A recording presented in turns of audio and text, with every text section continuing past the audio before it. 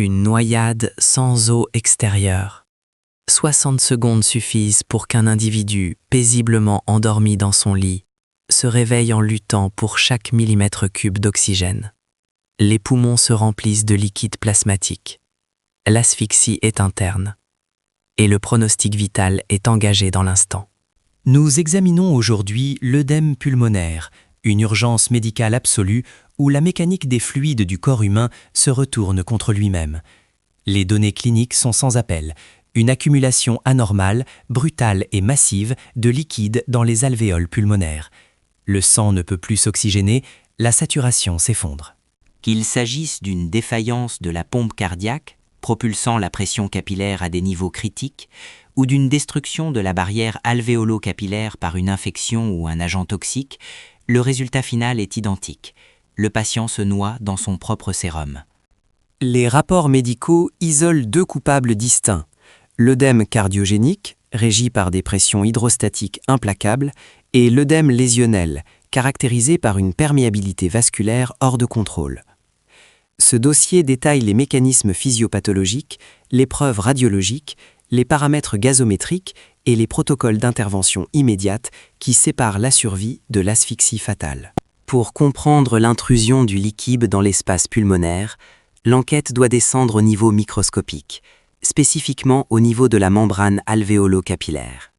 L'intégrité de cette frontière physiologique de 0,5 micromètre d'épaisseur est régie par une équation stricte, la loi de Starling. Cette loi mathématique et physiologique dicte le débit des mouvements liquidiens entre le compartiment vasculaire sanguin et l'espace interstitiel pulmonaire.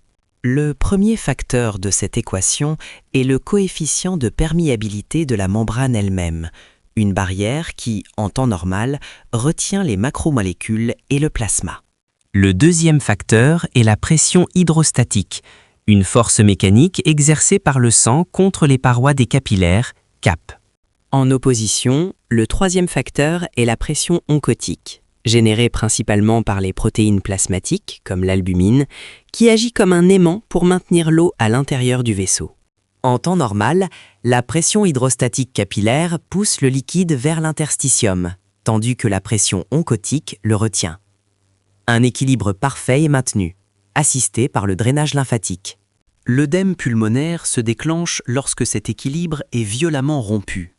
Soit la pression hydrostatique augmente au-delà du point de rupture, submergeant les capacités de drainage des lymphatiques, soit le coefficient de perméabilité est altéré, créant des brèches béantes dans la paroi cellulaire. Le plasma quitte le lit capillaire, inonde d'abord l'espace interstitiel, puis franchit la paroi de l'épithélium alvéolaire pour remplir les sacs aériens. Les alvéoles, censés contenir de l'air pour les échanges gazeux, se remplissent de liquide. L'hypoxémie s'installe. Le premier profil étiologique est l'œdème pulmonaire cardiologique. L'origine du dysfonctionnement ne se trouve pas dans les poumons, mais dans une défaillance de la cavité ventriculaire gauche du cœur. L'analyse des dossiers médicaux révèle une série de facteurs favorisants précis, agissant comme des détonateurs. La grossesse, avec son augmentation de 50% du volume sanguin circulant au troisième trimestre, surcharge le système. L'effort physique extrême, une exposition brutale au froid, provoquant une vasoconstriction périphérique massive ou une hyperthermie, augmente brutalement les exigences cardiaques. L'ajout d'une surcharge hydrosaline intraveineuse ou la consommation de médicaments vasoconstricteurs augmente la pression systémique.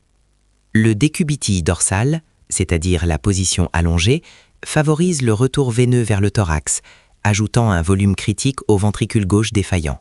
La présentation clinique de l'œdème cardiogénique est foudroyante. Le début est brutal, survenant le plus souvent au milieu de la nuit. Le patient se réveille en état de terreur, frappé par une polypnée superficielle angoissante, respirant à une fréquence dépassant les 30 cycles par minute. C'est une urgence médicale absolue. La suffocation oblige physiquement le malade à s'asseoir ou à se lever sur le bord du lit, la gravité devenant sa seule arme pour faire redescendre le liquide vers les bases pulmonaires. Une toux incessante s'installe, produisant des expectorations caractéristiques, mousseuses et souvent rosées, indiquant la rupture de microcapillaires sous la pression extrême.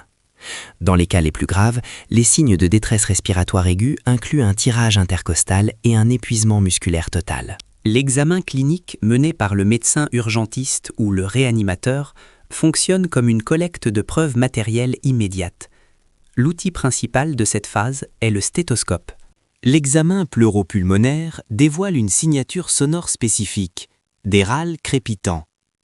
Ces bruits, semblables au froissement d'une mèche de cheveux ou de papier cellophane, sont générés par l'ouverture forcée des alvéoles remplies de liquide à chaque inspiration. Le dossier indique que ces râles s'installent selon un schéma de marée montante. Ils débutent aux bases pulmonaires, obéissant aux lois de la gravité, et s'étendent progressivement vers les sommets à mesure que le niveau du liquide alvéolaire s'élève. Simultanément, l'auscultation peut révéler des râles sibilants, des sifflements qui miment une crise d'asthme. Cette hyperréactivité bronchique est déclenchée par la présence anormale de liquide, provoquant une compression externe des voies aériennes distales, réduisant drastiquement leur calibre. L'investigation se déplace ensuite vers l'appareil cardiovasculaire. L'examen cardiaque enregistre une tachycardie compensatrice, le cœur battant souvent à plus de 110 ou 120 battements par minute, pour tenter de maintenir le débit cardiaque malgré sa défaillance. Le médecin recherche activement des signes de la cardiopathie sous-jacente, un souffle valvulaire, un rythme de galop. La prise de tension artérielle révèle fréquemment une hypertension artérielle sévère, parfois supérieure à 200 mm de pression systolique, accompagnée de signes cliniques d'hypertrophie ventriculaire gauche, témoignant d'une lutte chronique du cœur contre des résistances élevées avant la rupture finale. Pour confirmer les soupçons cliniques de l'œdème cardiogénique, l'investigation recourt aux examens paracliniques, véritable pièce à conviction visuelle et chimique. La radiographie du thorax de face et de profil révèle l'aspect typique du désastre, des opacités alvéolaires floconneuses. Contrairement à une pneumonie, ces taches nuageuses se concentrent de manière symétrique autour des îles pulmonaires, créant une image classique en aile de papillon ou en chauve-souris. Le cliché révèle également une cardiomégalie, un élargissement de la silhouette cardiaque attestant de la cardiopathie sous-jacente, ainsi que des signes potentiels de la pathologie causale, comme une configuration spécifique d'un rétrécissement mitral. On y observe des épanchements pleuraux bilatéraux et un syndrome interstitiel diffus, marquant le début de l'inondation tissulaire.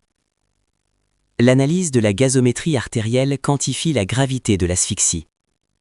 Le prélèvement de sang artériel montre une hypoxémie sévère, chute de la pression partielle en oxygène, accompagnée dans un premier temps d'une hypocapnie, baisse du dioxyde de carbone, due à l'hyperventilation du patient, qui tente désespérément d'absorber de l'air. L'électrocardiogramme, ECG, enregistre l'activité électrique à la recherche des signes directs de la cardiopathie, comme un infarctus aigu ou des troubles du rythme. L'échodoppler cardiaque est utilisé pour deux objectifs précis: objectiver l'altération de la fonction de la pompe ventriculaire gauche et évaluer de manière non invasive la pression pulmonaire post-capillaire. Enfin, dans les unités de soins intensifs, le cathétérisme cardiaque droit, via une sonde de Swan-Ganz, est introduit directement dans l'artère pulmonaire. C'est l'épreuve de vérité. Cet examen mesure une augmentation franche de la pression pulmonaire post-capillaire, dépassant souvent le seuil critique des 18 mm de mercure, confirmant irréfutablement l'origine cardiaque de la surcharge liquidienne. Le deuxième grand suspect dans cette pathologie présente des conséquences identiques, mais opère selon un mode opératoire radicalement différent, l'œdème lésionnel. Ici, la pompe cardiaque est innocente. Le coupable est une destruction directe du coefficient de perméabilité de la membrane alvéolo-capillaire. Le contexte étiologique clinique est l'indicateur principal. Il ne s'agit pas d'un patient cardiaque âgé, mais de victime d'événements traumatiques ou toxiques. Une noyade avec inhalation d'eau, une hospitalisation prolongée compliquée d'une septicémie massive ou l'apparition d'un syndrome de détresse respiratoire aiguë, SDRA, suite à un choc. Lors de l'examen clinique, l'auscultation pulmonaire peut être paradoxalement normale au tout début, avant l'apparition de râles crépitants massifs. L'auscultation cardiaque, en revanche, est strictement normale, pas de souffle, pas de galop. La radiographie thoracique de l'œdème lésionnel présente un aspect différent de l'origine cardiaque. Un poumon blanc, massif, avec des opacités interstitielles évoluant vers des opacités alvéolaires confluentes, extrêmement denses, bilatéral et parfaitement symétrique. Contrairement au profil cardiogénique, il n'y a aucune prédominance périhilaire, pas de cardiomégalie visible et aucun épanchement pleural. Les gaz du sang révèlent une hypoxémie constante, sévère, qui se caractérise par sa résistance farouche à la simple administration d'oxygène. Si l'hypocapnie est présente au début, l'épuisement des muscles respiratoires entraîne l'installation d'une hypercapnie, accumulation de CO2, ce qui constitue un signe clinique de gravité imminente et de mort proche. L'ECG reste normal. L'écho-doppler cardiaque peut montrer une hypertension artérielle pulmonaire, HTAP, réactionnelle, mais aucun signe de défaillance du cœur gauche. Le cathétérisme droit enfonce le clou diagnostique. La pression capillaire pulmonaire mesurée reste strictement normale. La fuite est tissulaire, non hémodynamique. Face à la rapidité de l'asphyxie, le traitement est une course contre la montre, basée sur des contre-mesures hémodynamiques et respiratoires agressives. Pour l'œdème cardiogénique, le traitement symptomatique immédiat vise à corriger les troubles de l'hématose. L'oxygénothérapie est déclenchée avec des débits élevés, de 6 à 8 litres par minute, pour forcer le passage de l'oxygène à travers la barrière de liquide. La désobstruction des voies aériennes est systématique et une ventilation assistée est intubée dans les formes graves où le patient s'épuise. La manipulation de la gravité est cruciale. Le malade est placé en position demi-assise, jambes pendantes, pour piéger le volume sanguin dans les membres inférieurs et soulager le thorax. L'arme pharmacologique principale est l'injection intraveineuse de diurétique à action rapide, forçant les reins à évacuer la surcharge hydrosaline pour faire baisser la pression hydrostatique. L'amélioration de la fonction cardiaque passe par l'administration de tonique cardiaque pour relancer la pompe ventriculaire gauche défaillante, avant de s'attaquer au traitement étiologique spécifique de la maladie cardiaque en cause. Concernant l'œdème lésionnel, les diurétiques sont inefficaces puisque le volume global n'est pas en cause. Le traitement repose sur la ventilation en pression expiratoire positive, PEP, via des respirateurs artificiels. Cette technique insuffle de l'air sous pression constante pour repousser mécaniquement le liquide hors des alvéoles et les rouvrir. Le maintien d'un état circulatoire correct est assuré par des perfusions contrôlées et des vasopresseurs. Enfin, l'administration de corticoïdes à haute dose est parfois employée pour tenter de stopper l'inflammation de la membrane alvéolo-capillaire, pendant que les équipes médicales ciblent le traitement étiologique, comme l'antibiothérapie massive pour une septicémie. Les rapports d'investigation sur l'œdème pulmonaire démontrent que l'intégrité de l'appareil respiratoire dépend d'un équilibre de pression microscopique et d'une barrière cellulaire d'une fragilité absolue. Qu'il soit déclenché par une défaillance de la pompe ventriculaire gauche augmentant brutalement la pression hydrostatique ou par une destruction toxique de la perméabilité de la membrane alvéolo-capillaire, le résultat est la noyade interne du patient.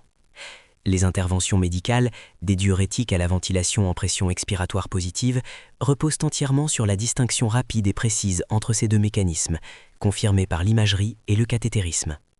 Les faits sont établis. L'analyse des preuves physiologiques s'arrête ici. Partagez vos analyses sur cette pathologie redoutable dans la section des commentaires.